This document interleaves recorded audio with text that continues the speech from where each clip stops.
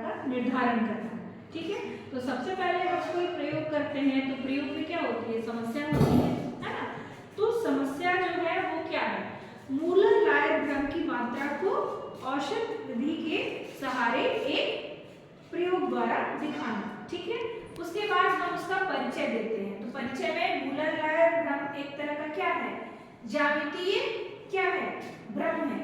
ठीक है, और इस भ्रम की उत्पत्ति दो परिरेखाओं के जिनकी लंबाई समान होती है, जहां पे ये मैंने यहाँ पे तुम लोगों को ड्रॉ करके बताया है। ठीक है, दोनों रेखाओं की लंबाई क्या है, समान है, लेकिन अंतर क्या है, तीर रेखा जो है वो पंख रेखा से छोटी प्रतीत होती है और पंख रेखा तीर रेखा से बड़ी प्रतीत होती है। क्यों? क्योंकि ये हमारे आंखों का खिंचाव होता है, हमारी आंखों में जो खिंचाव होता है उस खिंचाव की वजह से पंख रेखा बड़ी प्रतीत होती है और तीर रेखा छोटी प्रतीत होती है। तो यहाँ पे दोनों की लंबाई समान होती है ना, लेकिन गलत प्रत्यक्षीकरण के फलस्वरूप ऐसा होता है और इन परिरेखाओं में से एक रेखा के दोनों छोरों पर पंख के समान आकृति होती है ना, और दूसरे पे क्या होती है, एरो बना होता है ना।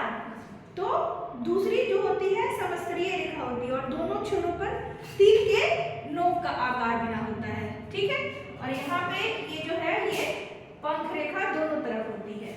ठीक है, इधर भी पंख रेखा होती है और इधर भी पंख रेखा होती है। ठीक है, इसलिए पहली रेखा को पंख रेखा कहते हैं और दूसरी रेखा को हम क्या कहते हैं, तीर रेखा। पहली रेखा हमारी हो जाएगी पंख रेखा और दूसरी रेखा क्या है, तीर रेखा है। ठीक है, यद्यपि दोनों रेखाओं की लंबाई क्या है, समान है। ठीक है, लेकिन इसमें क्या होता है, फिर भी व्यक्ति पंख रेखा को तीर रेखा से बड़ा बताता है। क्यों, क्या कारण है, जोर से बोलो, खिंचाव की वजह से होता है। बिल्कुल सही। होता क्या है कि इस भ्रम की व्याख्या भ्रम के विभिन्न सिद्धांतों के द्वारा अलग अलग ढंग से की गई है। भ्रम के आंख संचालन सिद्धांत के अनुसार पंख रेखा के एक छोर से दूसरे छोर तक देखते समय व्यक्ति के आंख के संचालन में क्या होता है, खिंचाव होता है, जिसकी वजह से पंख रेखा जो है तीर रेखा से बड़ी प्रतीत होती है ना। तो ये क्या होता है, ये व्यक्ति के आंखों के खिंचाव की वजह से होता है। इसी को हम मूलर-लायर भ्रम कहते हैं। ठीक है, और पंख रेखा के एक छोर से दूसरे छोर तक देखते समय व्यक्ति की आंख के संचालन में खिंचाव तीर रेखा के एक छोर से दूसरे छोर तक देखते समय आंख के संचालन में उत्पन्न खिंचाव से बड़ी दिखाई पड़ती है। और इसी तरह तदनुभूति सिद्धांत के अनुसार, जिसका प्रतिपादन मनोवैज्ञानिक लिप्स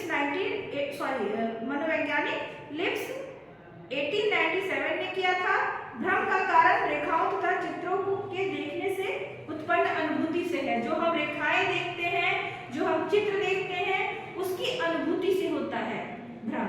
होता है ना, हमें तो दोनों रेखाएं समान नजर आ रही हैं, लेकिन ये हमारा भ्रम है कि ये हमारा जो समान रेखा हमने खींची है ये हमें समान नहीं नजर आ रही है। क्यों? क्योंकि ये हमारा भ्रम है।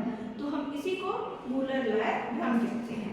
ठीक है, मूलर-लायर भ्रम में पंख रेखा को देखने से विस्तरण की अनुभूति, फैलाव की अनुभूति होती है और तीर रेखा को देखने से परिसीमन की अनुभूति होती है, मतलब बंधे होने की अनुभूति होती है। और यही कारण है कि पंख रेखा व्यक्ति को तीर रेखा से बड़ी प्रतीत होती है। ठीक है, संभ्रम सिद्धांत की असमर्थता बताया जाता है इसको, और इसके अनुसार भ्रम का कारण रेखाओं तथा चित्रों को ठीक ढंग से विश्लेषण करने की असमर्थता बताई जाती है। मूलर-लायर भ्रम में व्यक्ति पंख रेखा तथा तीर रेखा की लंबाई की ओर बिना ध्यानपूर्वक देखे उसका विश्लेषण करना शुरू कर देता है ना, और यही कारण है कि वह पंख रेखा को अधिक बड़ा बताता है। ठीक है, तो इस प्रयोग का उद्देश्य क्या है, प्रयोज्य द्वारा मूलर-लायर भ्रम की सीमा को मापना। ठीक है, अब प्राकल्पना, हम किसी भी प्रयोग को करने के पहले क्या करते हैं, पूर्व में कल्पना करते हैं। तो इसकी कल्पना क्या होगी, पंख रेखा तीर रेखा से बड़ी प्रतीत होती है।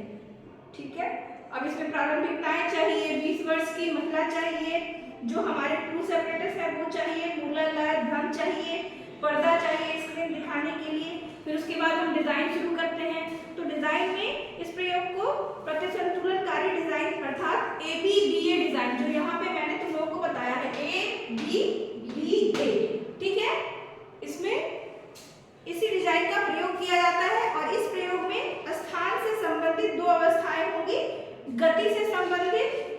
भी दो अवस्थाएं होंगी। स्थान से संबंधित दो अवस्थाएं जो होती हैं वो क्या होते हैं, लेफ्ट और राइट।